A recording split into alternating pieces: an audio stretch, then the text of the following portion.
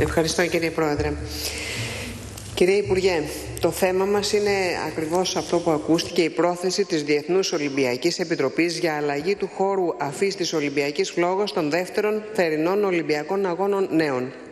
Σύμφωνα με τα όσα περιλαμβάνονται στο από 18 Πρώτου του 2014 ψήφισμα του Δημοτικού Συμβουλίου Αρχαίας Ολυμπίας, το οποίο καταθέτω στα πρακτικά, και τα δημοσιεύματα στα μέσα μαζικής ενημέρωσης, η Διεθνής Ολυμπιακή Επιτροπή επεξεργάζεται πρόταση για αλλαγή του χώρου αφής της Ολυμπιακής Φλόγας των Ολυμπιακών Αγώνων Νέων, οι οποίοι θα διεξαχθούν στην πόλη Ναντζίνγκ της Κίνας το καλοκαίρι του 2014. Στην πρόταση της Διεθνούς Ολυμπιακής Επιτροπής φαίνεται να ανακύπτει μια λογική διαφοροποίησης από το Ολυμπιακό Πρωτόκολλο σε ό,τι αφορά το τελετουργικό αφής της Ολυμπιακής Φλόγας, ενώ την ίδια στιγμή και σε αγωνιστικό επίπεδο το πρόγραμμα των αγώνων περιλαμβάνει και αθλήματα εκτός του επίσημου Ολυμπιακού προγράμματος, όπως ανέφερε το Γραφείο Τύπου της Ελληνικής Ολυμπιακής Επιτροπής.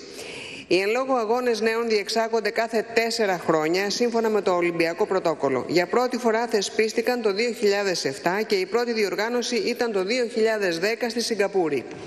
Σε αυτή τη διοργάνωση τηρήθηκε το τελετουργικό της αφής της Ολυμπιακής Φλόγας στον ιερό χώρο της Άλτεως, στην αρχαία Ολυμπία, η λαμπαδιδρομία και στη συνέχεια η τελετή έναρξης, στην οποία η Ελλάδα παρελάβει ως ήθιστε πρώτη, η τελετή λήξης, η απονομή των μεταλλίων κλπ.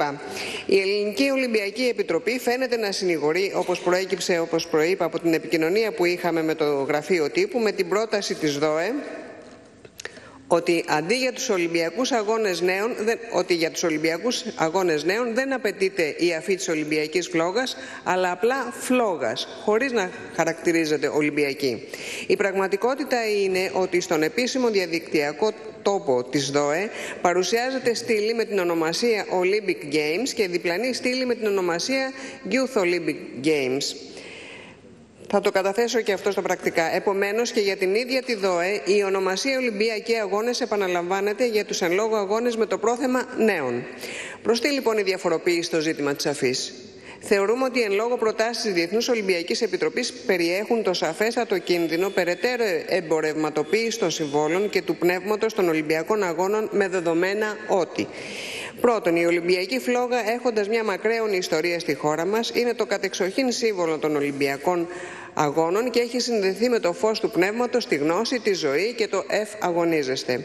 Δεύτερον, οι Ολυμπιακοί Αγώνες έχουν αλλοιωθεί σημαντικά από την εμπορευματοποίηση. Και τρίτον, δεν μπορεί να χαρακτηρίζονται Ολυμπιακοί Αγώνες Νέων χωρίς την Ολυμπιακή Φλόγα με την τελετή αφής να λαμβάνει η χώρα αποκλειστικά στην αρχαία Ολυμπία, διότι αυτό αναιρεί τις πανανθρώπινες αξίες της φιλίας, της ειρήνης και της συναδέλφωσης των νέων όλου του κόσμου. Θεωρώ ότι είναι σε γνώση της πολιτικής ηγεσίας του Υπουργείου Πολιτισμού και Αθλητισμού και της Γενικής Γραμματείας Αθλητισμού η εν λόγω πρόθεση της ΔΟΕ.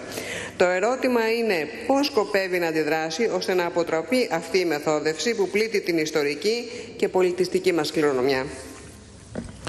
Ο κύριος Υπουργός έχει το λόγο.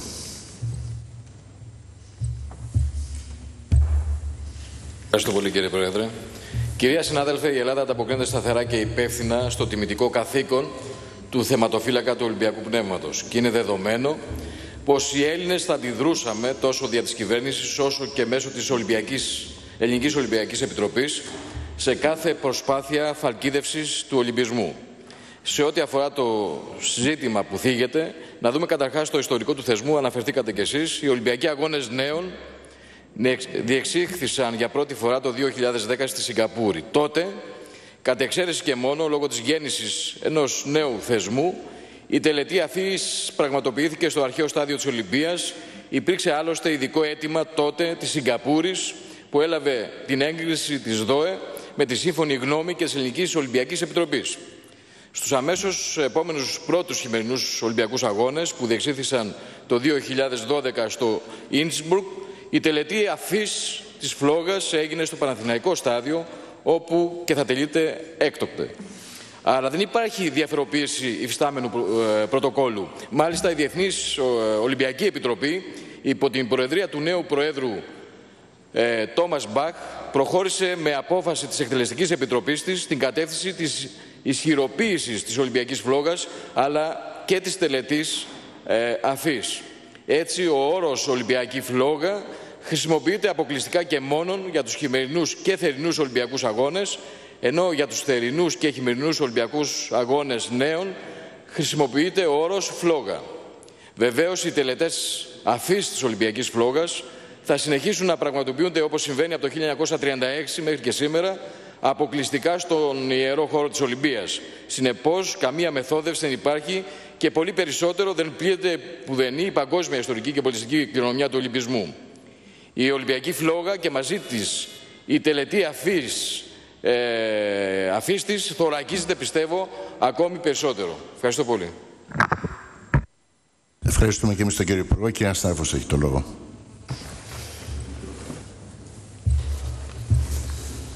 Κύριε Υπουργέ, οι απαντήσεις που πήραμε βέβαια ως έναν βαθμό ήταν οι αναμενόμενες, αλλά ωστόσο δεν φάνηκε η πρόθεση αυτό το θέμα να το παλέψει το Υπουργείο και να πιέσει.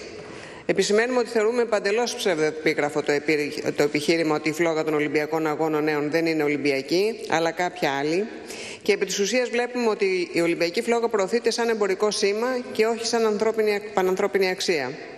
Δηλαδή μπορεί σήμερα ή στους επόμενους αγώνες να γίνουν στο Παναθηναϊκό στάδιο, μετά θα μπορεί οπουδήποτε να πάει, σε οποιαδήποτε χώρα και σε οποιαδήποτε πόλη. Είναι σημαντικότατη η πολιτική και η κοινωνική ευθύνη της εγκυβέρνησης απέναντι σε αυτή την πανανθρώπινη σημασία των Ολυμπιακών Συμβόλων.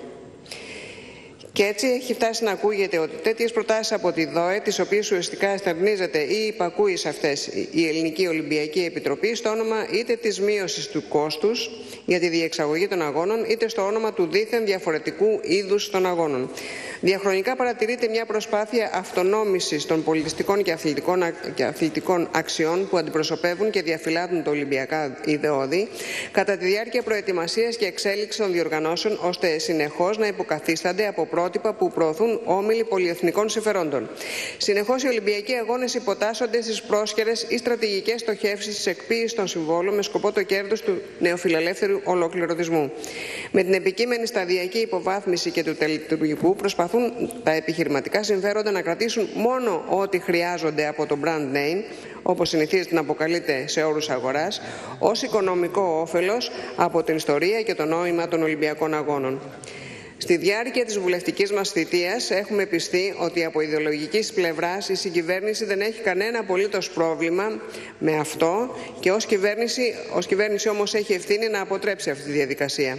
Επί της ουσίας, με την αντιγραφή ή κατάργηση της ιστορικά καθιερωμένης τελετής που γίνεται μόνο στην αρχαία Ολυμπία, αναιρείται ο συμβολισμός του Ολυμπιακού ιδεώδες και μετατρέπεται σε ένα τελετουργικό εμπορικού χαρακτήρα. Σε μια εποχή που οι πόλεμοι και οι εχθροπραξίες λαιλατούν ανθρώπινες ζωές, πόλεις, περιουσίες, πολιτιστικούς θησαυρούς και περιβάλλον, αντί να εργαζόμαστε για την καθιέρωση της εκεχηρίας ανάμεσα στις εμπόλεμες πλευρές, υπάρχουν για αυτό το σκοπό και το Διεθνές Ίδρυμα Ολυμπιακής Εκεχηρίας που εδρεύει στη Λοζάνη και το Διεθνές Κέντρο Ολυμπιακής Εκεχηρίας, ένας παγκόσμιος μη κυβερνητικός οργανισμός με έδρα τη χώρα μας από το 2001. Τώρα, στη συγκεκριμένη χρονική συγκυρία, πάμε να αναγάγουμε τον ευτελισμό και την εκμετάλλευση των συμβόλων ειρήνης και συναδέλφωσης των λαών ως κυρίαρχη ιδεολογία. Η Ολυμπιακή Φλόγα ως σύμβολο ειρήνης και συναδέλφωσης είναι η έκφραση του αθλητικού ιδεώδες και των αρχών του Ολυμπισμού και πρέπει να μείνει έξω από κερδοσκοπικούς ανταγωνισμούς και λογικές franchise. Η σημερινή κυβέρνηση οφείλει να καταλάβει ότι η υπεράσπιση αυτών των πανανθρώπινων αξιών μέσω των συμβόλων είναι σήμερα μια βαθιά δημοκρατική ενέργεια και καθήκον που δεν μπορεί να αφήνεται στην τύχη του. Η πολιτική ηγεσία επίσης οφείλει να ξεκαθαρίσει συνολικά τη θέση της για το εν λόγω ζήτημα χωρίς υπεκφυγές και να δώσει την προοδευτική λύση που απαιτείται, χωρίς εθνικιστικές κορώνες από τη μία και χωρίς υποτελή διάθεση από την άλλη. Εκτός του ότι πρέπει να αντιδράσει σύσσωμος ο πολιτικός και αθλητικός κόσμος, τα αθλητικά σωματεία ή φορείς του πολιτισμού, προτείνω να εκδοθεί ψήφισμα από την Ελληνική Βουλή για να γίνει γνωστή η αντίθεση όλων στη σχεδιαζόμενη ανατροπή του καθιερωμένου τελετουργικού και να πιεστεί η ΔΟΕ να ανακαλέσει τις προτάσεις της για αυτό το θέμα. Ευχαριστώ. Ευχαριστούμε και εμείς ο κύριος Υπουργός για τη δευτερολογία του. Ευχαριστώ, κύριε Πρόεδρε. Κυρία συνάδελφε, είναι απόλυτη προτεραιότητα της Ελλάδας, του Πρωθυπουργού, της ελληνικής κυβέρνησης, η προστασία του αυθεντικού του Ολυμπιακού πνεύματος, των υλικών και άειλων τεκμηρίων αυτής της σπουδαίας και πανανθρώπινης κληρονομιάς. Στην κατεύθυνση αυτή, λοιπόν, παρακολουθούμε στενά κάθε εξέλιξη στο πλαίσιο της ΔΟΕ και παρεμβαίνουμε δυναμικά όπου και όταν χρειάζεται. Όπως κάναμε, αν θυμάστε, για την διατήρηση της πάλης στο πρόγραμμα των Ολυμπιακών Αγώνων. Καταλαβαίνω λοιπόν και συμμερίζομαι απόλυτα τον ενδιαφέρον και την ευαισθησία σας για το θέμα, όπως και η μεγάλη πλειονότητα των Ελλήνων άλλωστε. Όμως πιστεύω ότι θα συμφωνήσετε μαζί μου ότι η ρητή θεσμική κατοχύρωση πως η Ολυμπιακή φλόγα αφορά αποκλειστικά και μόνο τους θερινούς και τους χειμερινούς Ολυμπιακούς Αγώνες ενισχύει και δεν αποδυναμώνει το σύμβολο και τη σημασία του. Ευχαριστώ πολύ. Ευχαριστούμε και εμείς. Ολοκληρώθηκε ο κύκλος των επίκαιρων ερωτήσεων. Και προχωρούμε στην ημερήσια